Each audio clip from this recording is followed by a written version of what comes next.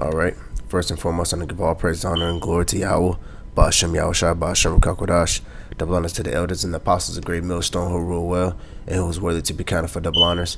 And peace and taste to you brothers out there pushing this truth wholeheartedly and sincerely and for the love of the gospel. All right. It's the brother Gabar from the Indiana camp. Come back at you again with another sit down. All right. To basically talk about did the white man write the Bible or did he bring Christianity? All right. Because you got a lot of majority of jakes out here, majority of black people out here thinking that the so-called white man wrote the Bible. All right, saying, oh, they wrote the Bible. Oh, don't believe that white man's book. Stay woke, my brother.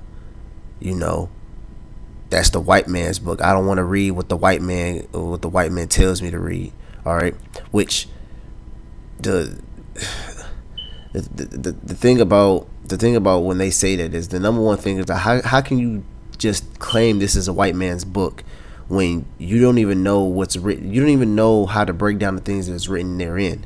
All right. So thus, if you're saying, oh, that's the white man's book, but I'm like, yeah, if I go to a scripture, you don't know how to break it down. So how's the white man's book, but yet you don't know how to break it down? Usually you claim something that's somebody else's book if, you kind of read it and it kind of sounds like, oh man, it sounds like, a white person wrote this, that he's just trying to, because first of all, once you read these scriptures correctly, these scriptures completely condemns the white man. All right. So what do you mean by this is a white man's book? Now, when you say this is a white man's book because you believe in Christianity, yeah, then yes, don't get me wrong. I completely understand where you're coming from. All right. Christianity will have you completely thinking, yes, the white man probably would wrote this book because Christianity has people out here, oh my God, I mean, have them like literally believe in some madness out here, man. All right, so that brings the question is, did the white man write the Bible or did he bring Christianity?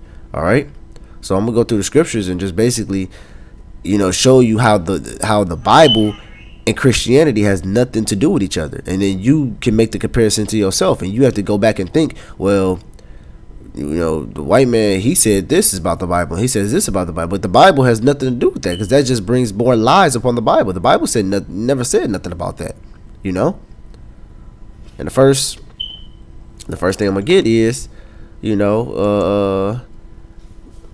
do I want to start? I'm trying to think of a good place to start. Oh.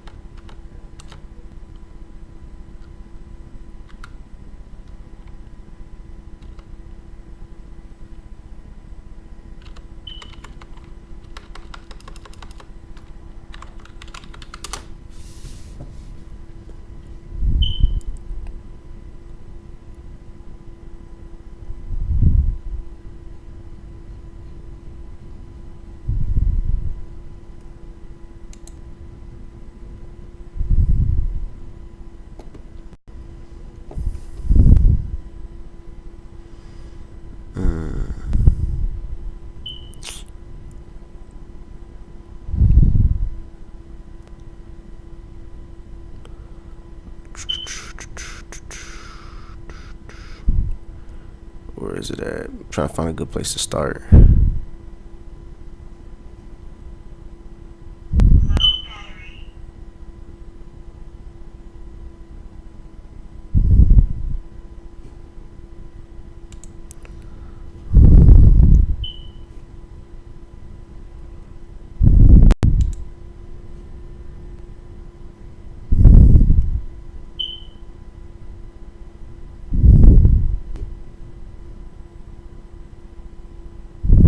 Okay, this is one that they try to use actually in slavery.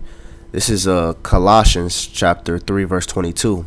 It says, servants, obey in all things your masters according to the flesh, not with eye servants and man pleasers, but in singleness of heart, fearing Yahweh. All all right, or fearing God, you know. So now they'll bring, they'll bring this scripture out, or the most popular one, which I'm going to read, which this one should hit more at home.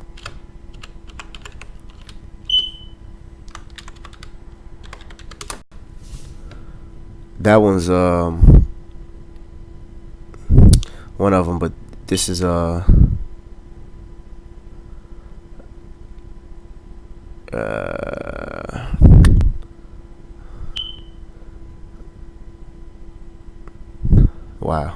it's really being Satan right now. Okay, I'm gonna just go with that one then. So yeah, that one basically they'll use that one as far as slavery, as saying, oh, see, you must be obedient to your masters, which, the so-called white man will use that as saying, see, we're your masters, you must be obedient to us. All right.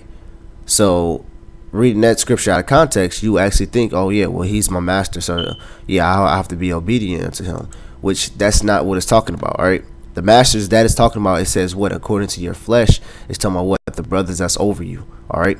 So for example, let's say I'm second in command, then I have the first in command of the camp. Let's say we have a 10-man camp. All right. You have 3 heads. All right. And then under those 3 heads, you probably have 3 lieutenants. All right. So that gives 6 men in rank and structure of authority. All right. With another 4 men have to be listening to those 6 men. All right. So let's say that second in command. That second in command has to listen to that first in command. All right. Them two is going to make all the rules, makes all the decisions of everything. But guess what? Every single brother that's under that second in command, guess what? They have to be obedient to their masters. All right, because they're their masters. All right. Hey, it even mentions in the scriptures that Joshua called Moses his master. All right, I'm gonna get that right quick. Just to show it's not no like, that's what matter of fact, that's what the word Lord means. So I think that's exactly what Joshua said. I think Joshua said my Lord, which my Lord is only basically means master or somebody that's above you.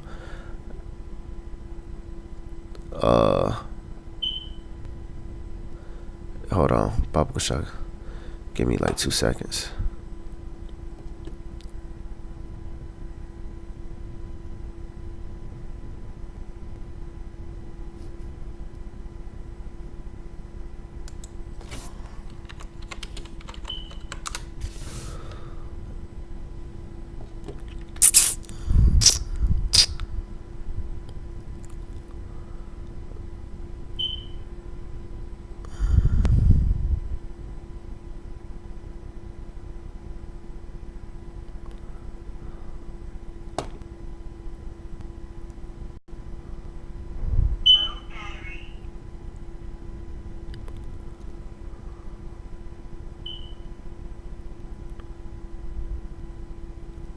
Here it is right here. This is Numbers chapter 11 verse 28. It says, and Joshua the son of Nun, the servant that says the servant of Moses, one of his young men, answered and said, my Lord. All right, let's look up that word Lord.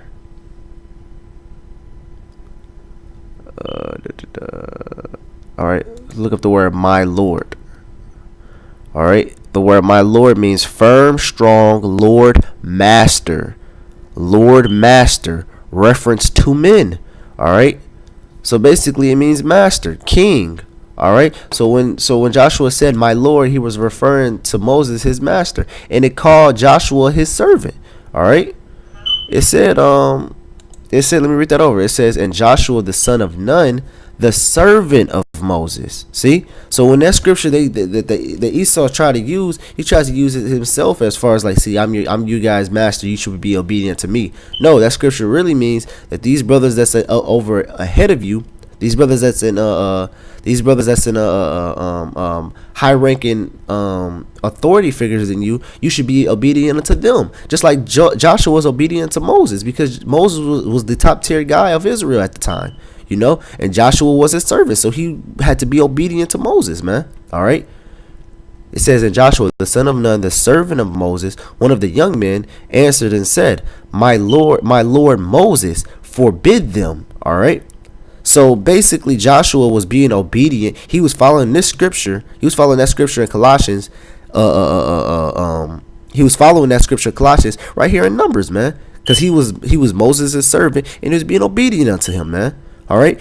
And then if you go on to it, it says, well, not for eyewitnesses, not just in their presence, but guess what? More so in their absence, man. Not as man pleasers, which means what? You're only doing what they say, and you're only doing what they say while you're in front of them. Not when you're when they're not looking at you. You're always doing what they tell you to do, man. You're always doing what's expected of you, man. All right, that's what it means. That's what that scripture means, man. So